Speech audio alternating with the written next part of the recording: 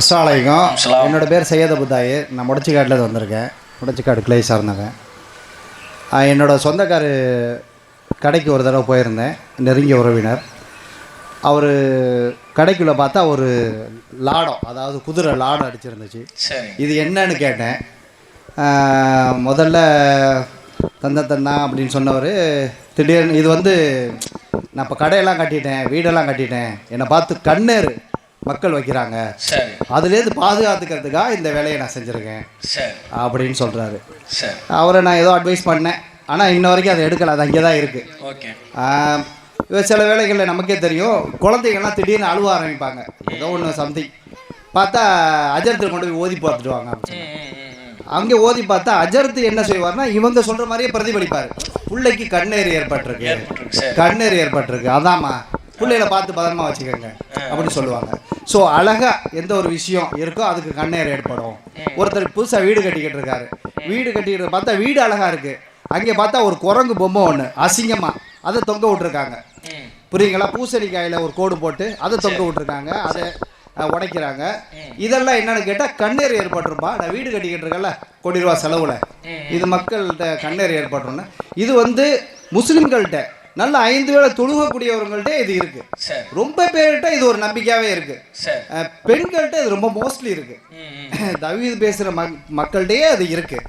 இது கண்ணேறுங்கிறது இருக்கா இல்லையா, இதை ரொம்ப தெளிவா விளக்கணும். இது என்ன, இது ரொம்ப ரொம்ப நல்லா அறிவு பேசுற மக்கள்கிட்டயே இது இருக்குன்னு சொல்றாங்க. இருக்குங்கிற நம்பிக்கை இருக்கு அவளுக்கு.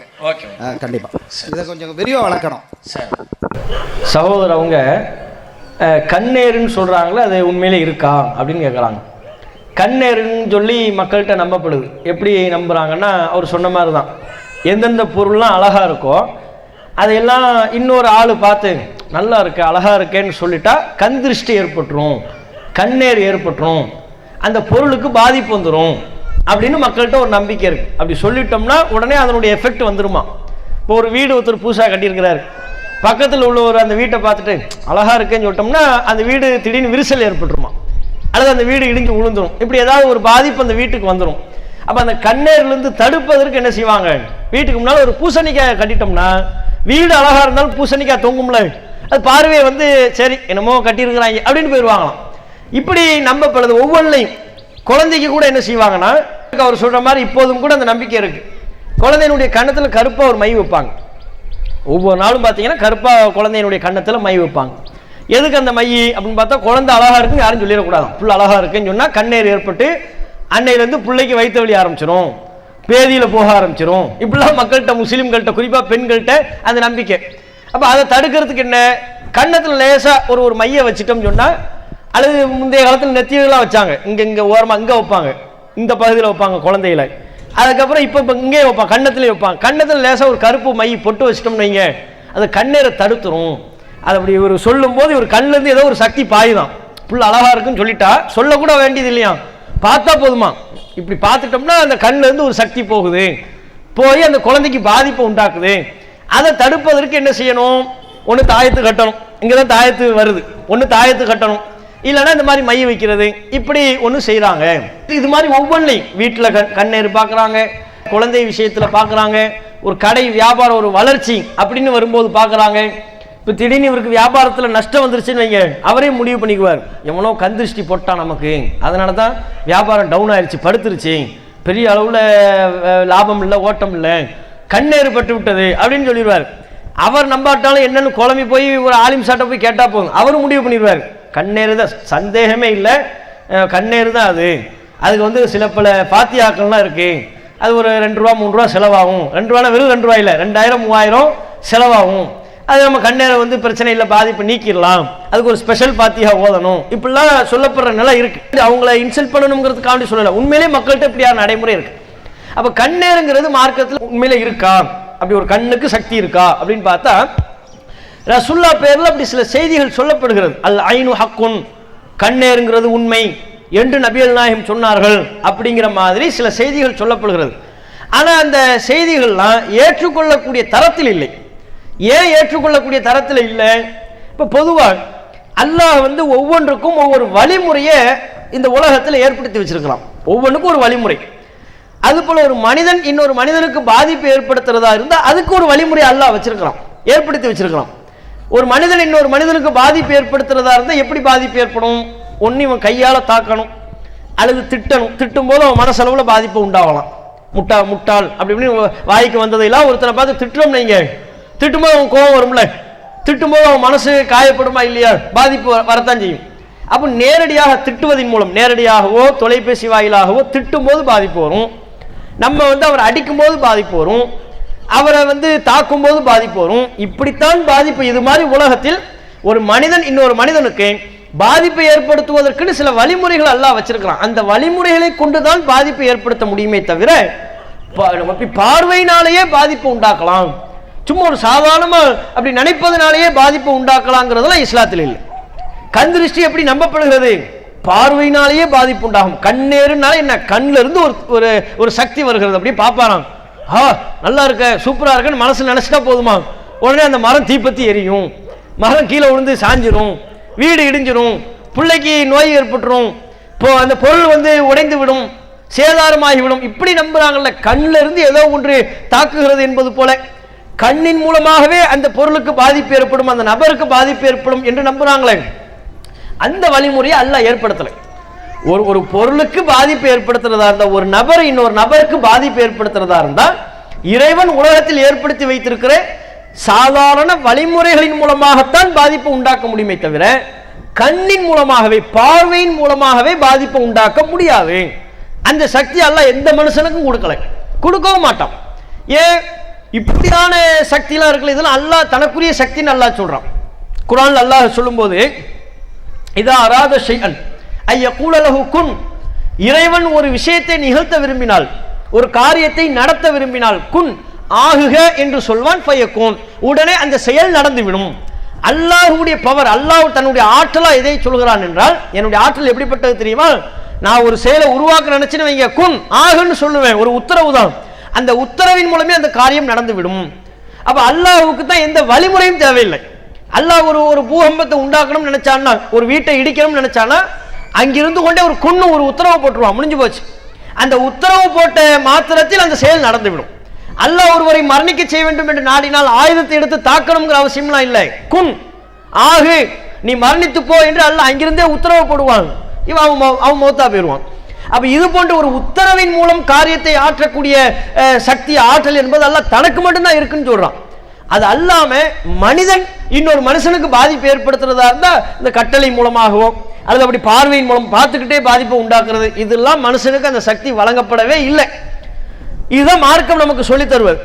அப்படி வழங்கப்பட்டிருக்கு நம்ம நம்பணும் வைங்க, அல்லாஹ் மாதிரி எல்லாத்தையும் நம்ம நம்புற மாதிரி ஆயிரும். அல்லாஹ்வுடைய பவர் ஒண்ணுமே இல்லைன்னு நம்புற மாதிரி ஆயிரும். ஏன் இந்த இவனும் தான் பார்வையின் மூலமாகவே பாதிப்பை உண்டாக்குறான், அல்லாஹ் ஒரு வார்த்தையின் மூலமா பாதிப்பை உண்டாக்குறான், ரெண்டும் சமம் ஆயிருதா இல்லையா? மனுஷன் பாதிப்பை அந்த வழிமுறையில உண்டாக்க இயலாது.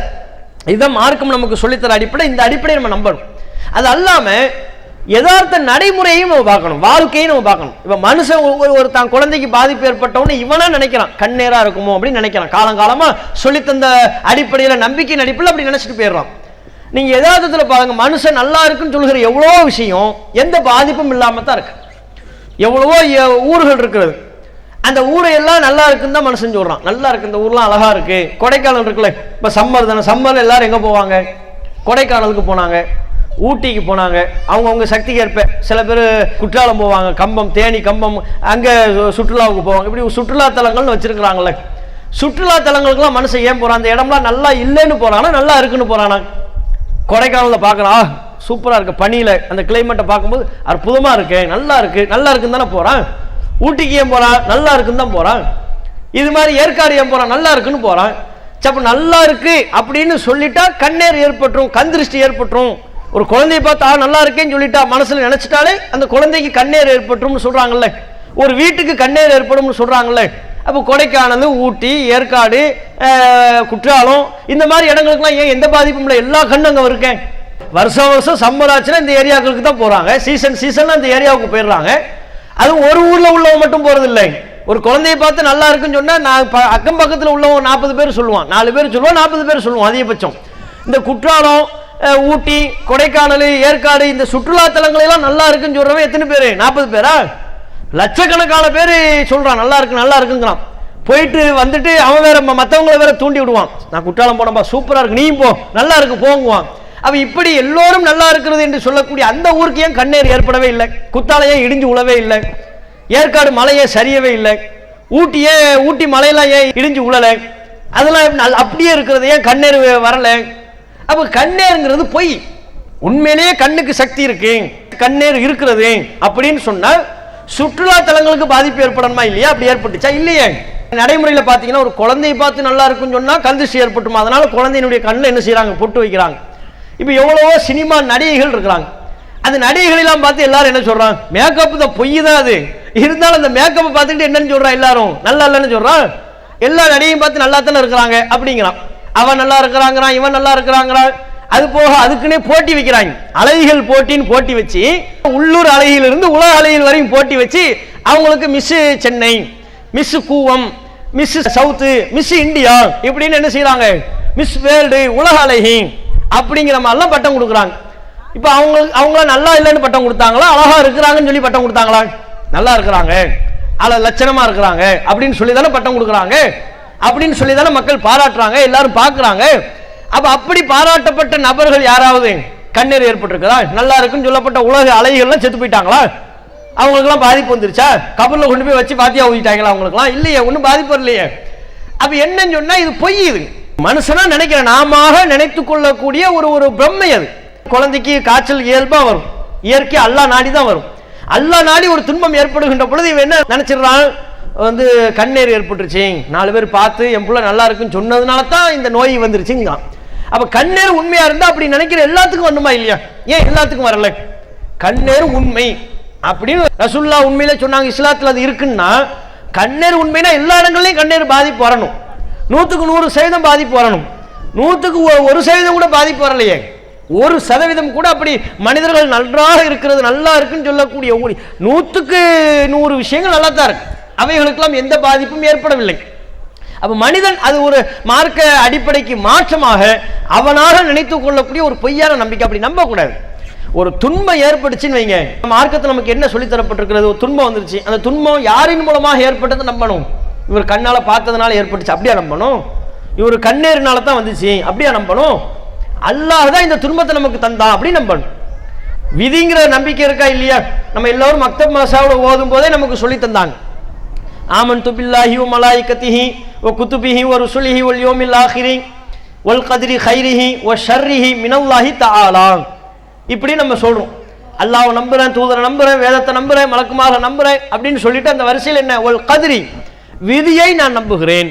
விதியை நம்புறேன்னா அதனுடைய பொருள் என்ன? அந்த செய்தியிலே சொல்லப்படுகிறது, கைரிஹி வ ஷர்ரிஹி மினல்லாஹி தஆலா, நன்மை தீமை, என் வாழ்வில் ஏற்படுகிற நன்மை தீமை அனைத்தும் அல்லாஹ்வின் புறத்திலிருந்தே ஏற்படுகிறது என்ற விதியை நான் நம்புகிறேன். இதுதான் விதி. விதி நம்பிக்கைங்கிறது என்ன? மக்தப் மதரசாவில் நமக்கு இதை சொல்லி தந்தாங்க. உண்மையில ஹதீஸ்ல உள்ள செய்தி, அது முஸ்லீம்ல இடம்பெற்றிருக்கிற ஹதீஸ்ல உள்ள ஒரு செய்தி. ரசூலுல்லாஹ் இதை நமக்கு சொல்லி தந்தாங்க. அப்ப நபியவர்கள் சொல்லி தருகிறார்கள், விதிங்கிற நம்பிக்கை என்னன்னா, நம்ம வாழ்க்கையில் ஏற்பட்ட நல்லதா இருந்தாலும் இந்த நன்மை அல்லாஹ்வினால ஏற்பட்டுச்சு நம்பணும். நம்ம வாழ்க்கையில் ஏற்பட்ட ஒரு தீங்காக இருந்தாலும், ஒரு நோயா இருந்தாலும், துன்பமா இருந்தாலும், அல்லாஹ் தான் எனக்கு இந்த தீங்கை தந்துட்டான், யா அல்லாஹ் எனக்கு இந்த தீங்கிலிருந்து இந்த நோயிலிருந்து என்னை காப்பாற்ற அல்லாஹ்விடம் தான் பாதுகாப்பு தேடணும். அப்படி நம்பணும்னு குர்ஆன் நமக்கு சொல்லி தரும்போது, நபியவர்கள் நமக்கு சொல்லி தரும் பொழுது இவங்க என்ன நம்புறாங்க? கண்ணேரு, எனக்கு என் குழந்தைக்கு ஏன் தெரியுமா வயிற்று வலி, இந்த அவர் பார்த்தார்ல அண்ணன் நேற்று தான் சொன்னான். பெரியவங்களாம் சொல்லுவாங்க, திடீர்னு பார்த்தா குழந்தை என்ன செய்யாது, சாப்பிடாது, ஓயாமல் அழுதுகிட்டே இருக்கும். உடனே வீட்டில் உள்ள பெரியவங்க சொல்லுவாங்க, அந்த வந்தான்ல நேற்று வந்து தம்பி மச்சான் வந்தான்ல, நல்லா இருப்பானாவே, அவன் தான் வந்து புள்ள சாப்பிடும்போது நல்லா சாப்பிடுதுன்னா பிடிச்சிருச்சா, இந்த வயிற்று வலி வந்துருச்சுல்ல, கண்ணீர் பாதிப்பு ஏற்பட்டுச்சா இல்லையா, இப்படிங்குவாங்க. இந்த நம்பிக்கையே கூடாது. இதை விட ஒரு மோசமான நம்பிக்கை கிடையவே கிடையாது. ஏன்? இந்த தீங்கப்பா அவர் வந்து சொல்லிட்டு போனதுனால தான் இந்த தீங்கு ஏற்பட்டுச்சு, அல்லாஹ்வுடைய விதியில இல்லையா? நன்மை தீமை எல்லாமே அல்லாஹ் ஏற்படுத்தினா நம்ம நம்பணுமே ஒழிய, அவர் வந்து அப்படி சொல்லிட்டு போனார் அதனால தான் இந்த பாதிப்பு, இவர் இப்படி சொல்லிட்டு போனார் அதனால தான் இந்த பாதிப்புங்கிற நம்பிக்கையெல்லாம் நம்ம கிட்ட இருக்கக்கூடாது.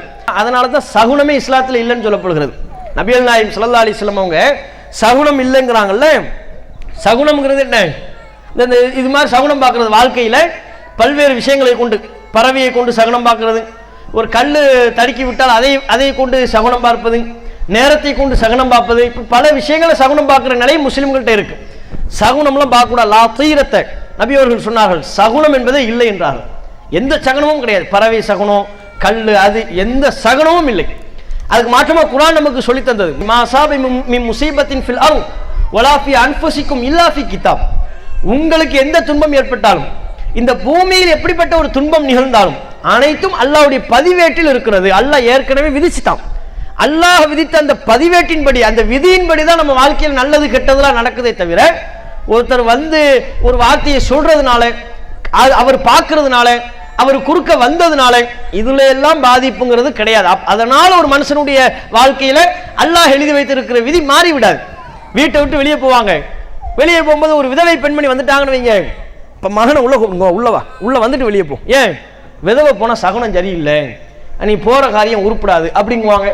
சில நேரம் வீட்டை விட்டு வெளியே போகும்போது பூனை குறுக்க வந்துருச்சுன்னு வைங்க, இது எல்லாரும் சொல்லுவாங்க, பூனை வந்துச்சுன்னா காரியம் உருப்படாது.